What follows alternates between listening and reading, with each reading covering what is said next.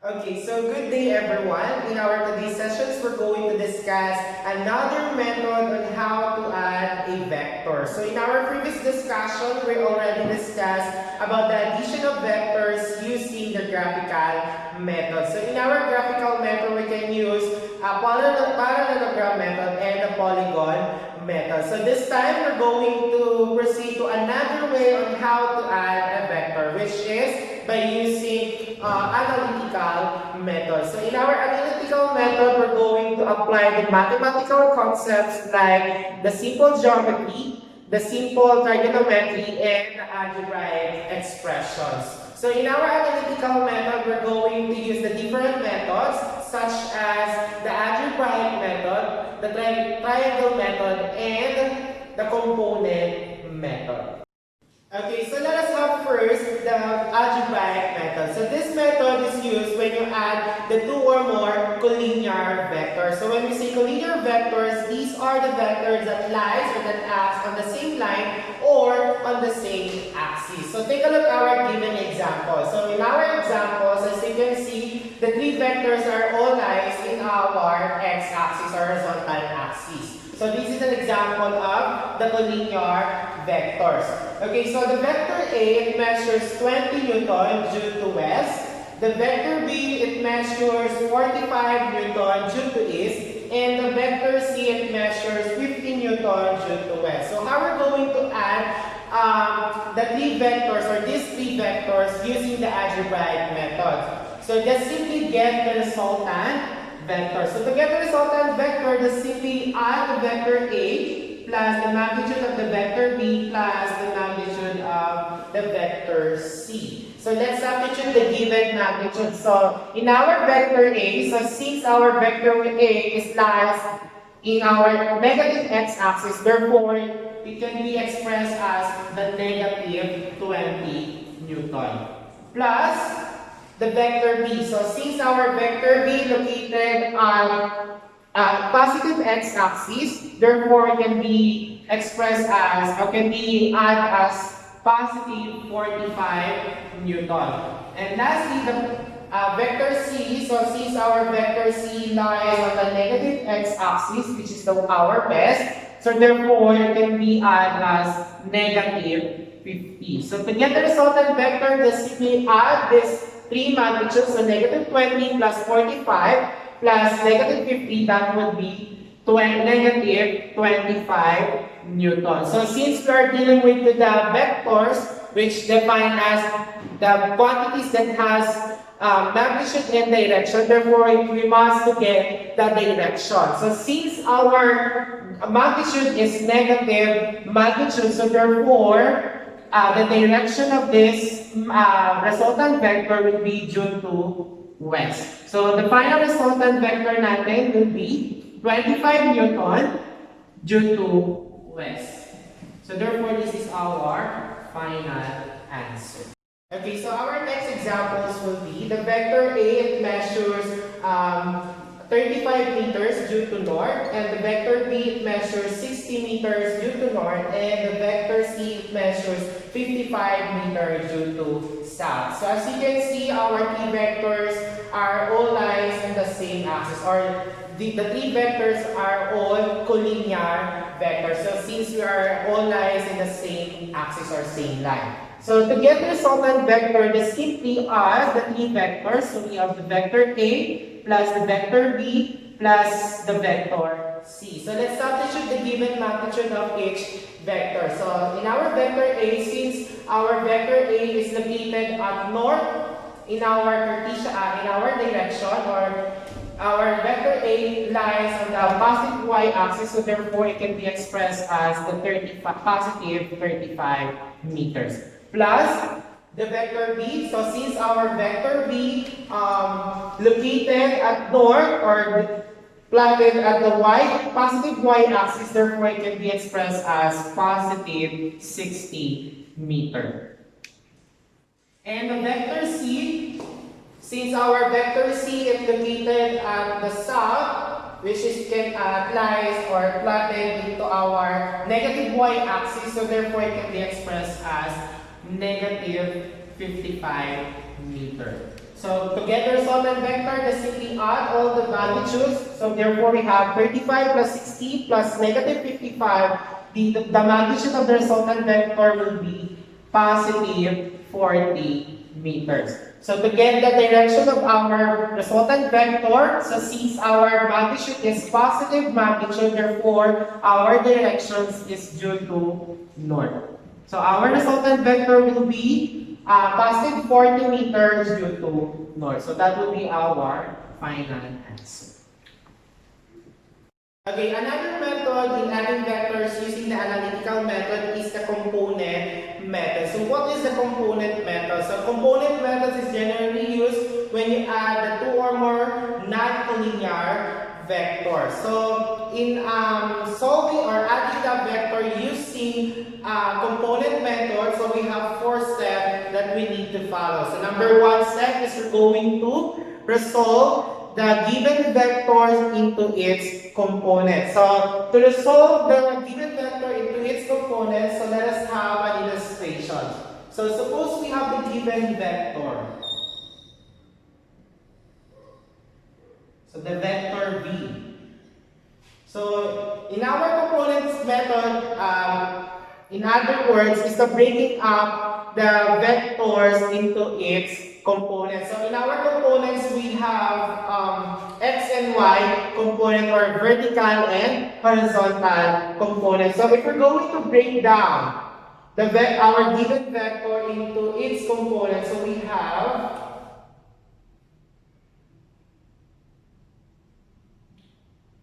the x component, so let's represent as the v sub x, and the v sub y, or the y component. So as you can see, no, binake down natin yung ating vectors into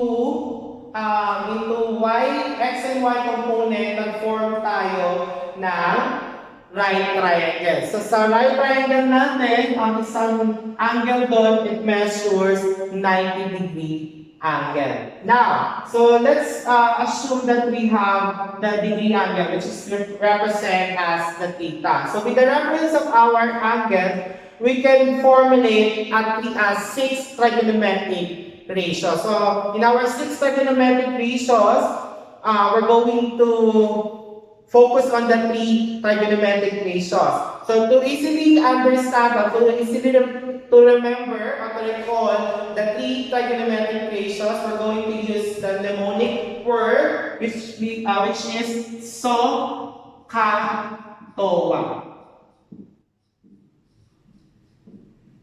So in each mnemonic, we have the corresponding meaning. So SO means sine theta, opposite hypotenuse. Ka means cosine, adjacent hypotenuse.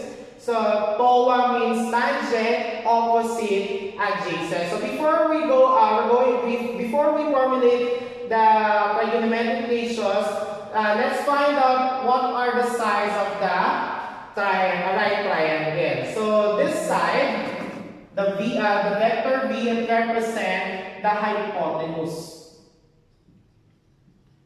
The hypotenuse, which is the highest, the longest side of the right triangle. Okay, now, the opposite of our angle, theta, is our opposite side, which is to represent the v sub y.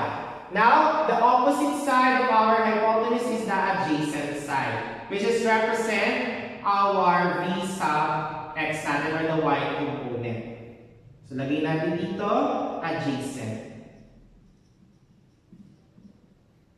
Okay, now, so let's formulate the 3 trigonometric ratios using the SOHCAHTOA. So, SO means sine theta. With respect to our theta, so we have sine theta is equal to opposite over hypotenuse. So, meaning we have the v sub y in our opposite, and the hypotenuse, which is yung ating given vector. Ayan. Okay, now, for the cosine, we have the cosine theta is equal to adjacent over hypotenuse. That is V sub x over the given vector natin. Okay? So next, for the tangent theta, so we have the adjacent, we have the opposite over adjacent. That is the V sub y over the V sub x. Now, so in our first step natin is we're going to resolve the given vectors into its components. So how we're going to get the components of our vector? So by getting the x and y component. So how we're going to get the x component? So from the trigonometric ratios, we can derive a formula for the x component. So for the x component, we're going to use the trigonometric ratios, the CA. So meaning the cosine theta is equal to adjacent over hypotenuse. So we have the cosine theta is equal to the V sub x over the vector V natin. So by cross multiplication, so we have the V sub x is equal to the vector V times the cosine theta. So therefore, the formula in finding the x component is x component is equal to the magnitude of our vector times the cosine theta natin. So theta natin is our given degree angle natin or the standard angle of the given vector natin. Okay, so next, for the y component naman, we're going to use the ratio sine theta. So sine theta is equal to opposite over hypotenuse. That is V sub y over the given vector. So by cross multiplication, so we have the V sub y is equal to the vector V or the magnitude of the vector V times the sine theta. So therefore, that would be the formula for the y component. Okay? So next, number 2 step natin. So number 2 step natin is we're going to get the summation of our x and y component. Okay? So by adding all the x component and the y component. And then next naman is we're going to get the magnitude of the resultant vector natin. So in our magnitude of the resultant vector natin, we're going to apply the Pythagorean theorem. So we have the formula R is equal to the square root of the summation of the V sub x squared plus the summation of the V sub y squared. So that will be the formula in getting the magnitude of the resultant vector. So since we are dealing with the vector, so we need to indicate also the direction of our vector. So by getting the degree angle, to the use of the formula, degree angle at theta is equal to the arc tangent times the absolute value of the summation of V sub y over the summation of the V sub x natin. So that will be the angle of our direction. So for the final cardinal direction, we're going to use the pattern y of x. Okay? So next, on the fourth, so that would be our steps in our component method. So again, the first step, we're going to resolve our vector into its component. Second is we're going to get the summation of our x and y component. Third is we're going to get the magnitude of the resultant vector using the Pythagorean theorem. And then number 4, going to get the direction of our vector by getting the angle of the directions and the cardinal direction. So that will be our 4 steps in finding a resultant vector using the component method. Okay, so let us have a given example. So in our given example, suppose we have 4 forces act on a different magnitude and different direction. So on the first force act on the 12 Newton due to south. On the second force act on 24 Newton, 30-degree angle north of west. On the third force acts on 15 Newton, 75-degree angle, and then south of west. And then the fourth force acts on the 32 Newton, 50-degree angle south of east. So to the use of component method, so we're going to solve the resultant force of the given vectors natin. Okay, so now, in our component method, we have two ways on how to add a vectors using a component method. So before we get our resultant force of the given vectors, so let's graph our given in our Cartesian plane. So on the first vectors, we have 12 Newton due to south. So if we're going to graph the first force, so we have the vector lies on the negative y-axis. So let's assume that is our first vector. So the first vector, it measures 12 Newton due to south. Okay, so next, second force act on the 24 Newton, 30-degree angle north of west. So if we're going to plot it or going to graph it in our Cartesian plane, so it's located at quadrant 2. So from quadrant 2, we're going to rotate 30-degree angle from west to north. So take a look at our graph. So let's assume that is 30-degree angle. It measures 24 Newton. Yeah. Okay, so sabi dito sa ating given 30-degree north of west. Ibig sabihin ng north of west, yung measure ng yung 30-degree angle natin, mag-start siya from west to going to north. So from west going to north. So that is 30-degree angle. And this is our vector number 2 or force number 2. It measures 24 Newton. Yeah. Okay, so next on the third vectors, we have 50 Newton, 75 degree angle south of west. So if we're going to graph it in our Cartesian plane, so the location of our vector is is located at the quadrant 3. So south of west, so meaning from west, we're going to rotate 75-degree angle going to south. So let's assume that is 75 degree. It measures 15 Newton.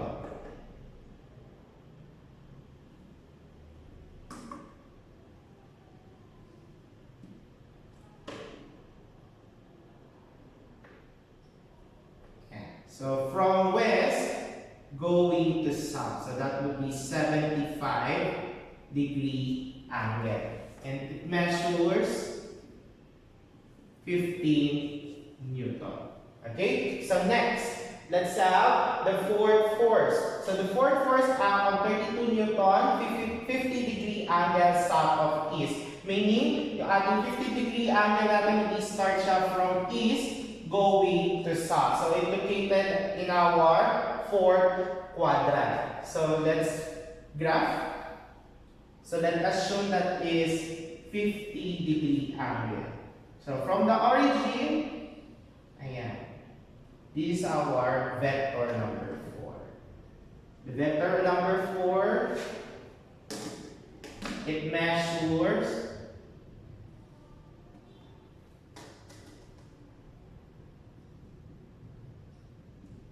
30 Newton,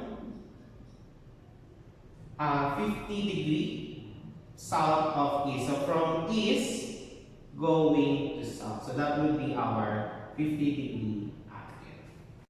Okay, so after we graph our vectors in our Cartesian plane, so we're going to solve our resultant force by applying the component method. So in our component method, we have 4 steps on how to add our vector using these methods. So number 1 is we're going to resolve our given vectors into its component. So by getting the x and y, component. So let us have first the x component. So to get the x component of each vector, we're going to use the formula v sub x is equal to the magnitude of the vector times the cosine theta.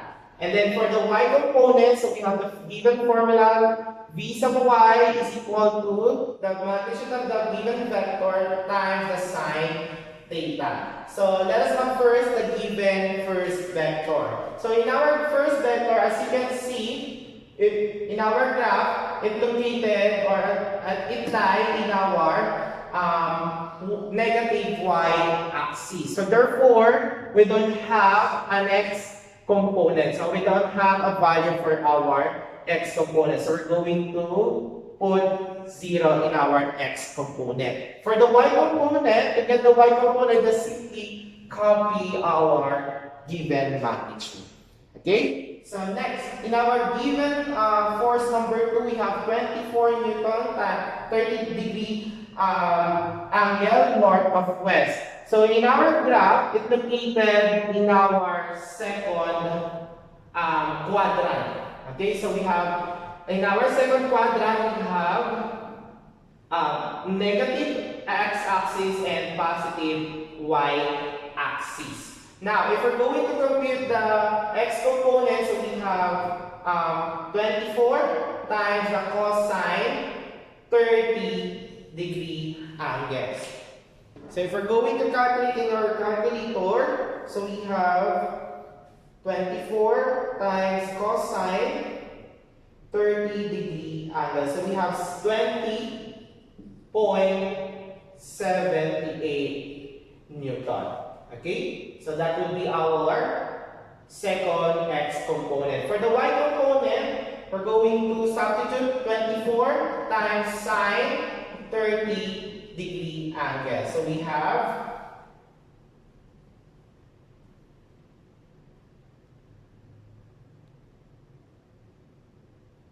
sine 30-degree. So we have 12 Newton. Again, the third vector natin, so we have 15 Newton, 75-degree south of west. So if we're going to get the third x component, so we have 15 times cosine 75-degree. So if we're going to use the calculator, we have 15 times cosine 75, we have 3.88 Newton. So for the y component, so we have 15 times the sine 75-degree. So if we're going to calculate it, 15 times sine 75-degree, we have 14.49 degree. At 14.49 Newton. And then the fourth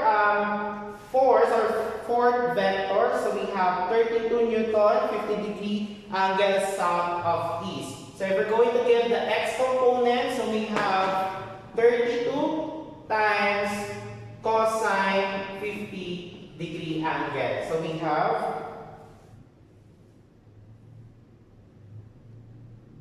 have 20.57.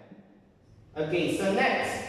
So for the y component, so we have 32 times sine 50-degree angle. So if we're going to calculate, we have 32 times sine 50-degree. So we have 24.51. Now, another thing in solving, another thing that we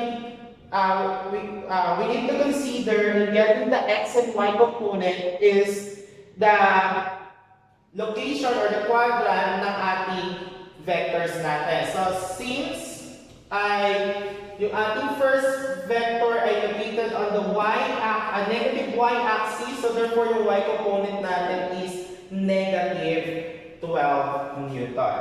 Next, now our second vector natin is located at the quadrant 2 na kung saan yung ang ating x-axis is negative and positive y-axis. So therefore, yung x component natin ay negative and then positive 12 newtons sa ating y component. Okay, so next, on the third vector natin, located at the third quadrant. Sa third quadrant natin, ang sign natin is negative x-axis and then negative y-axis. So therefore, we're going to put negative on the x component and also negative sign for the y component. In our fourth vectors, located at the fourth quadrant. So in our fourth quadrant, we have positive x-axis and negative y-axis. So therefore, the x component is positive 20.57 and the y component we have negative 24.51. So that will be our x and y component. Okay, so next, number 2 step is you're going to get the summation of our x and y component. So to get the summation of x component, we're going to add all the components in our table. So if we're going to add it, so we have 0 plus negative 20.78 minus 3.88 plus 20.57. So we have negative 4.09. And then on the other component, y component, if we're going to get the summation of the y component, we have negative 12 plus 12 minus 14.49 minus 24.51. So we have negative 39. Okay, so that will be our step number 2. On the step number 3, we're going to get the magnitude of the resultant force by applying the Pythagorean theorem. So the formula is the magnitude of the resultant is equal to the square root of the summation of the x component squared plus the summation of y component squared. So let's substitute the given value. So we have negative 4.09 squared plus negative 39 squared. So if you're going to calculate using your calculator, so we have negative 4.09 squared plus negative 39 squared. So we have 39.21 newtons. So that would be the magnitude of the resultant vector. So since we are dealing with the vector, so we need to get the degree angle or the direction, the degree angle of our direction. So to get that, we're going to use the formula theta is equal to the arctangent times the absolute value of the quotient of the summation of the y component over the summation of x component. So let's substitute. So we have arctangent times negative 39, the absolute of negative 39 over the absolute of negative 4.09. So using the calculator, so we have, so we're going to press shift, then press the button of tangent, and then negative, the absolute of negative 39 divide negative 4.09. So we have 84 degree angle. Okay? So 34 degree angle. Now, for the cardinal direction class, we're going to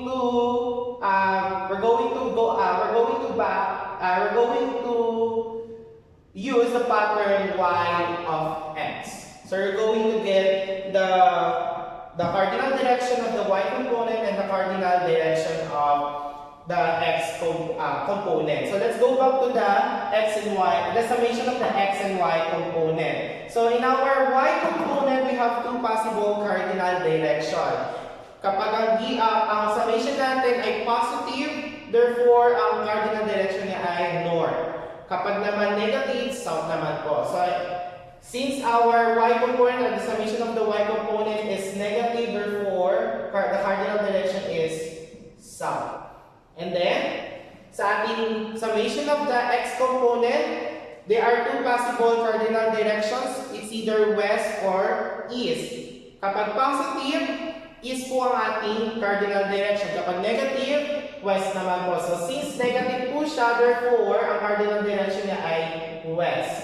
Now, let's use the pattern y of x for the final cardinal direction. So, we have south of west. So, therefore, if we're going to get the final resultant vector, we have 39.21 Newton, 84-degree angle due to south of west. So that would be our final answer. Okay, so meron pa tayong another way kung paano i-resolve ang ating vector into its components. So by getting the standard angle of each vector natin. So let's have the first vector. So if ibig sabihin ng standard angle natin is ito yung angle natin mula dun sa east natin or the positive x-axis natin papunta dun sa location ng ating vector natin. So let's have the first vector. So yung first vector natin located at the negative y-axis. So if to get the standard angle, we're going to get the angle from the x-axis going to the first vector natin. So if we're going to get the standard angle, so we have 0 degree from the east, 90 degrees sa ating north, 180 degree from our west, and then 270 to our south. So the standard angle of the first vector is 270 degree angle. So ito po yung gagamitin natin to solve the x component and the y component. So let us see kung parehas yung magiging resulta nila if we're going to use the standard angle to compute the x and y component. So we have 12 times cosine. So for the formula of getting the x components, we have the v sub y is equal to the magnitude of our given vector times the cosine theta. So we have 12 times cosine 270 degree angle. So instead of given degree angle ang gagamitin natin, we're going to use the standard angle, which is 270. So if you're going to compute using your calculator, so 0 pa rin ang lalabas na sagot. So same lang po siya. Okay? So pagka ang ating ginamit na angle is the standard angle, hindi na natin kailangan i-consider pa kung saan siya quadrant para malaman natin yung sign niya. Kung ano yung lumabas sa calculator, yun po yung magiging value ng bawat components natin. Okay? So let's have the y component. So the v sub y is equal to the vector or the magnitude of the vector times the sine theta. So if we're going to use the 270 as our standard angle, so we have 12 times sine 270 degree angle. So if we're going to compute, let's see kung negative 12 ang lalabas. So 12 times sine 270 degree angle. So negative 12 ang lumabas sa result natin. So we have negative 12 Newton for the first y component. Next, let's have the second force natin. So force natin, as you can see, dito po yung graph natin. So kukunin natin yung standard angle niya from the positive y-axis. So we have 90 degree, and then meron tayo ditong 30 degree. So itong angle na to,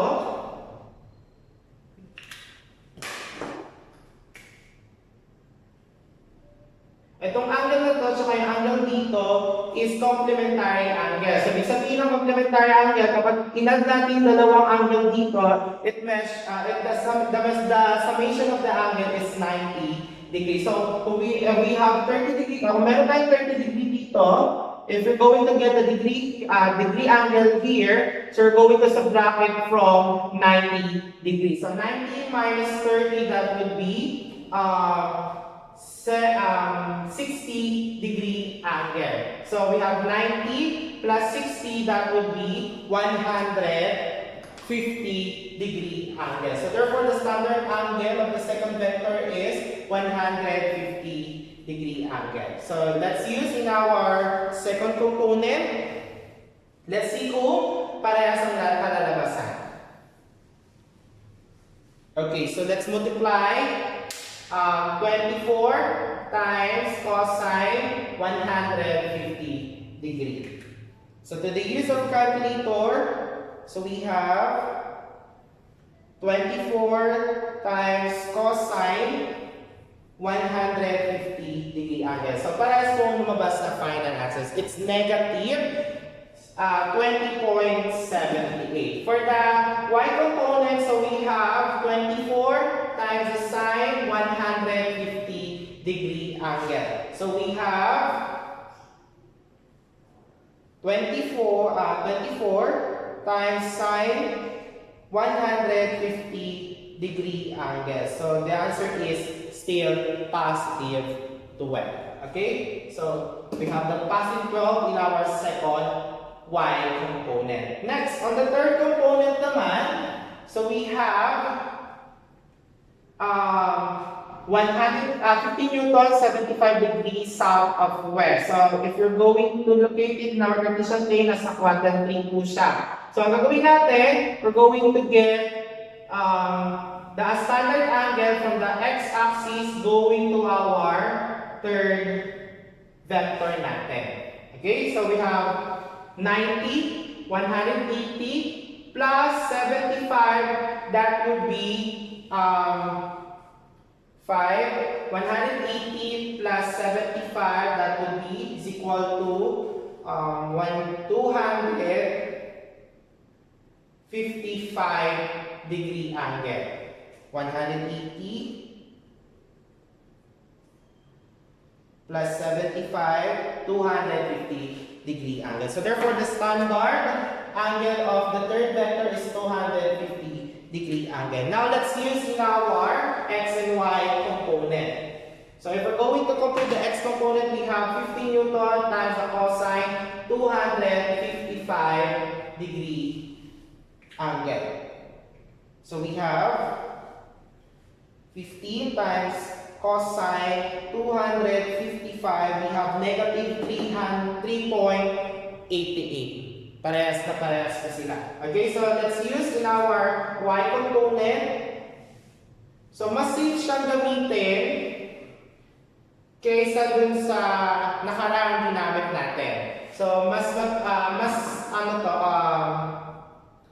pag dito organized gamitin kung ang gagamitin natin ay standard angle. So, mas safe siyang gamitin compared sa mga naunang method natin. Pero applicable naman po yung method na ginawa natin in the previous discussion natin or the previous video natin. Okay? So, 15 times the sine 255 degree. So, we have 15 times sine 255 degree. So, we have negative 0.49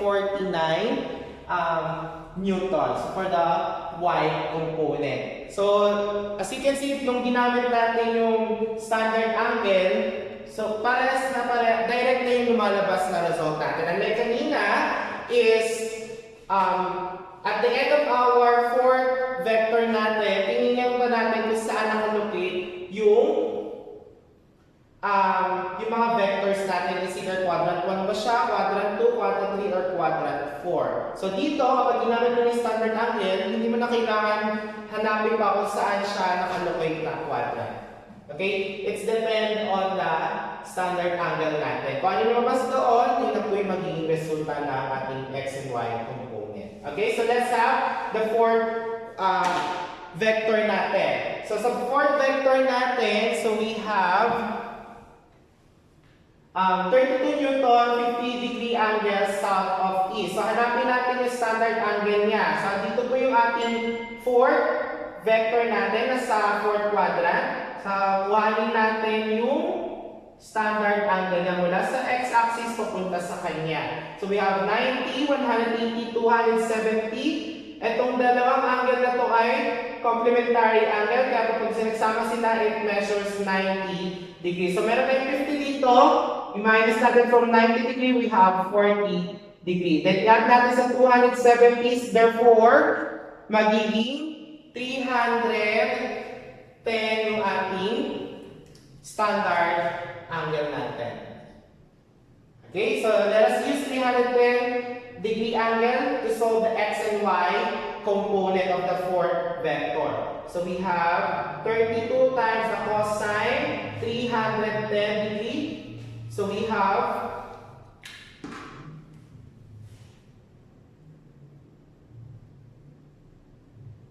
32 times cosine 310. So we have 20.57. So parehas po ang lumabas na result. Okay? So next, let's have the y component. So sa y component natin, so we have 32 times sine 310. So if we're going to use the calculator for getting the y component of the fourth vector, so we have 32 times sine 310. So parehas po sila lumabas. It's negative 24.51.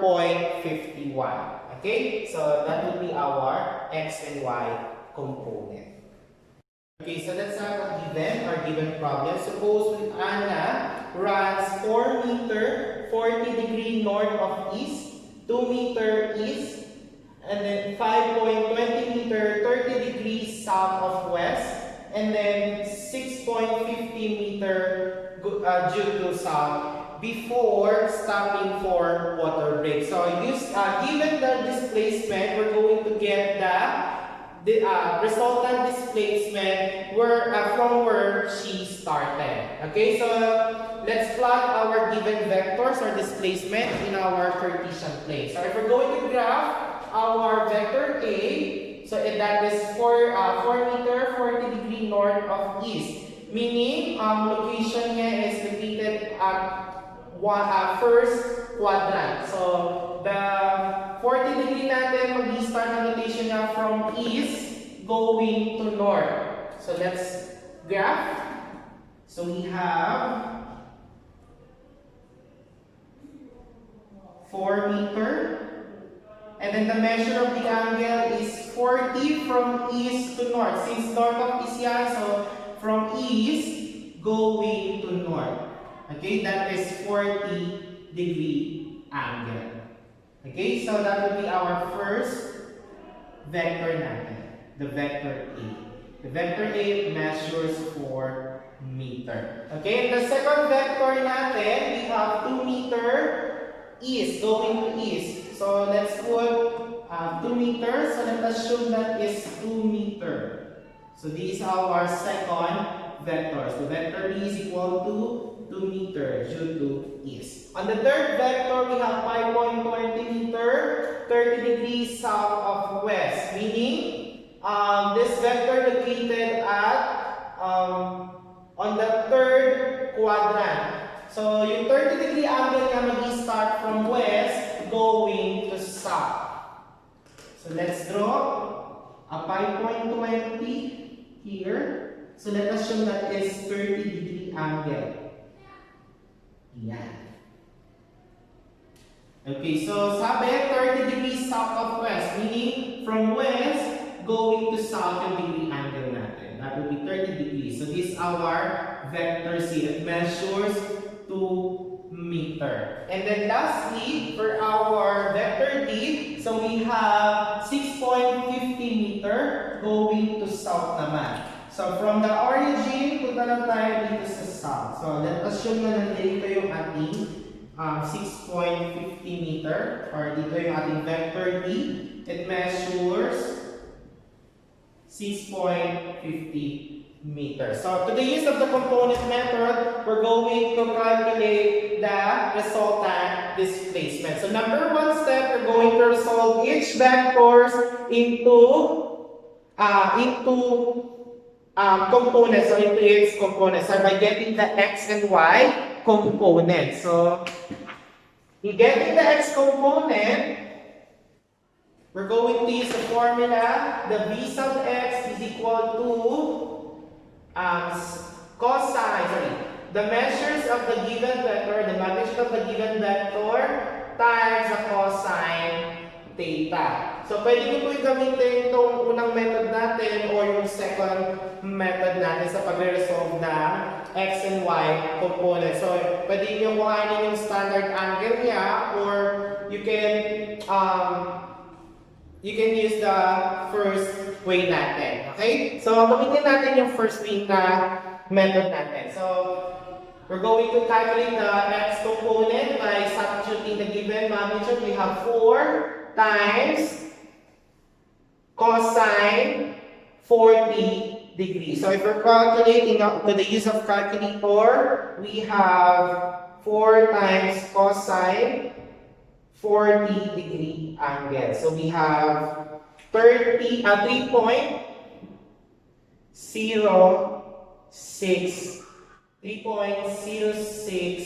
meter. Okay, for the y component, we have the p sub y is equal to v times sine theta. So let's substitute 4 times sine theta, 40 degree angle. So we have 4 times sine 40 degrees. So we have 2.57. Okay, so next, in our second vector natin, we have 2 meter east. So as you can see, ating second vector, it lies in our positive x-axis. So therefore, we're going to copy the given magnitude. Okay? So for the y component, we're going to put 0. Kasi nasa x-axis lang siya, therefore we don't have a y component for the second vector. So is equal to 0. Now let's proceed to the third vector. So the vector C. The vector C measures 5.20 meter, 30 degree angle going to south of west. So we have 5.20 multiplied by cosine 30 degree. So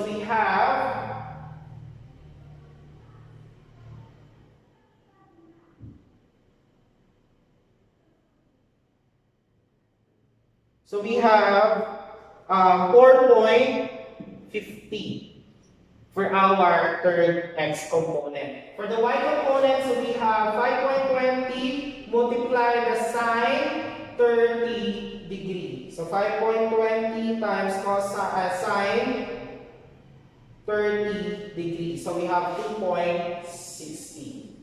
Okay? And then for the fourth quadrant, since our fourth vector, since it's located at the negative y-axis, so therefore we don't have an x value for the x component, 0. And then we're going to copy 6.50 as the y component. Okay, now, so since first, unang way yung ginamit natin, so you have to consider kung saan ang location ng vector natin para makuha natin yung final sign ng bawat components natin. So let's have the first quadrant. So the first vector. So the first vector natin is located at the first quadrant natin. So na kung saan, sa first quadrant natin, we have positive x-axis and positive y-axis. So therefore, ang x component natin ay dapat both x and y component natin are both positive components. Okay? Positive x and y component. Okay, next, the vector b. So, ang vector b natin located on the positive x-axis. So, therefore, dapat ang x component natin ay positive 2 meter. And then, on the third vector natin ay located on the third quadrant, at kung saan ang third quadrant natin, we have positive x-axis and negative x-axis and then negative y-axis. So therefore, we have negative 4.50 and negative 2.60. Next, for the fourth vector natin, which is the vector d, it's located at the negative y-axis. So therefore, you have to put negative here. Okay? So next, try natin yung another way natin. So by getting the standard angle. So let's compute or let's get the standard angle of each vector. Standard angle. Okay, the first angle natin ay 40 degree. So ito po yun. 40 degree north of east. So assist po siya na yung ating standard angle.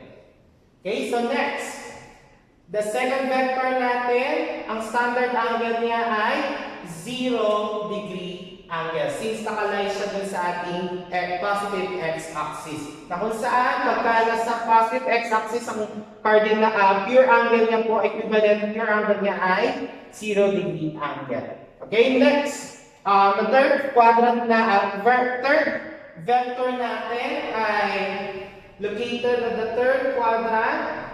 Okay, so na kung saan ang standard angle niya from x-axis papunta sa kanya ay 90, 180 plus 30, we have 110, 120 degree angle. Sorry.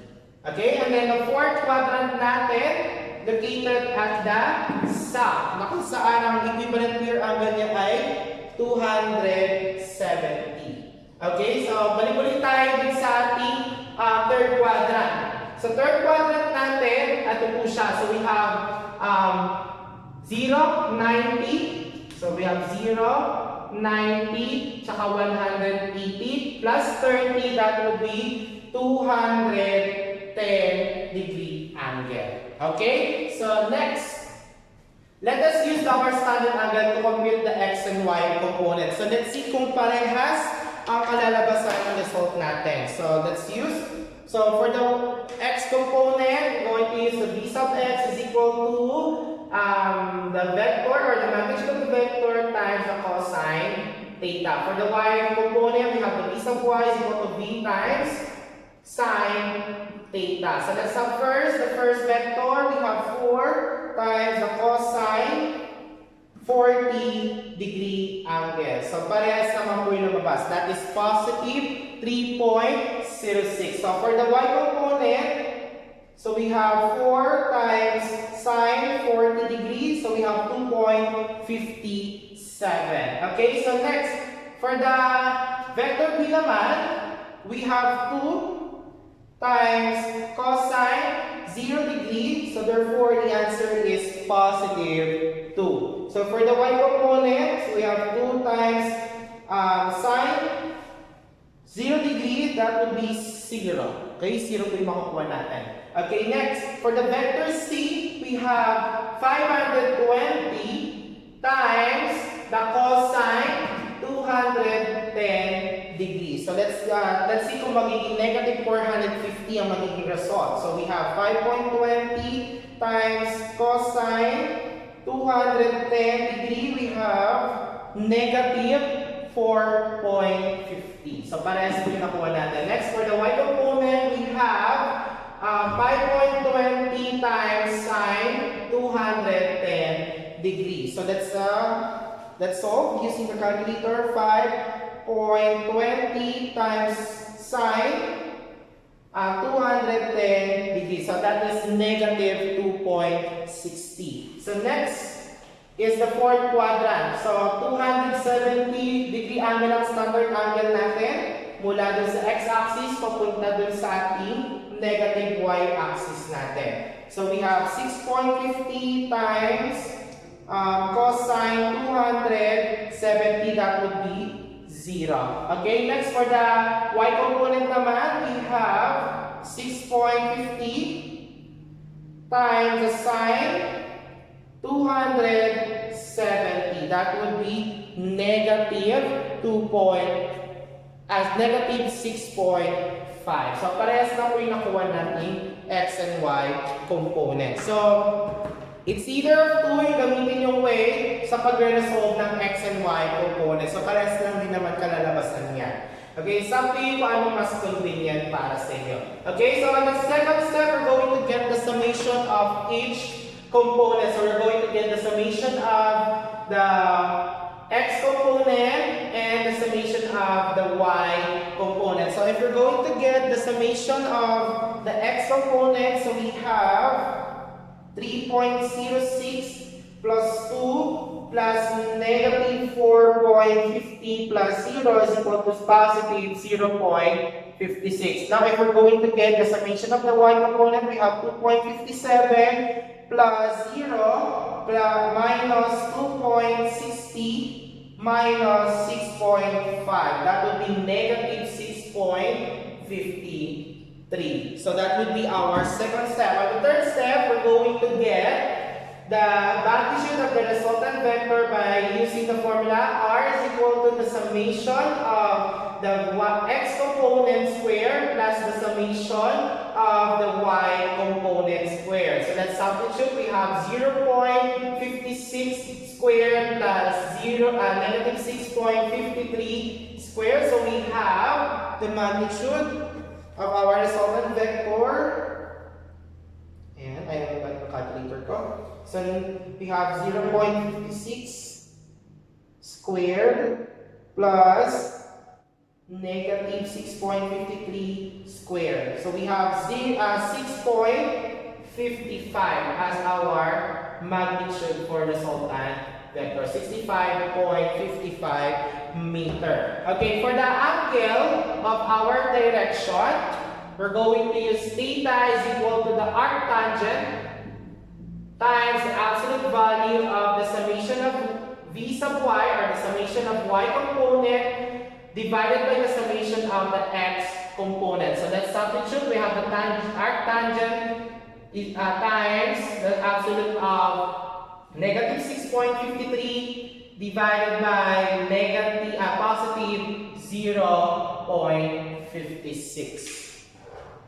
So we have shift tangent divided by negative 6.53 divided by 0.56. That would be 85-degree angle. For the final cardinal direction, let's go back to the summation. So since negative yung y natin, therefore the cardinal direction is going to south, and since positive is going to east.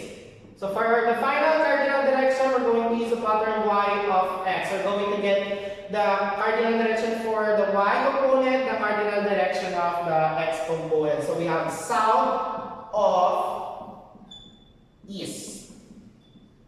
Okay, so therefore the final resultant vector, or the final resultant displacement, is equal to 6.55 meter, 85-degree angle south of east. So that would be our final answer. Thank you very much.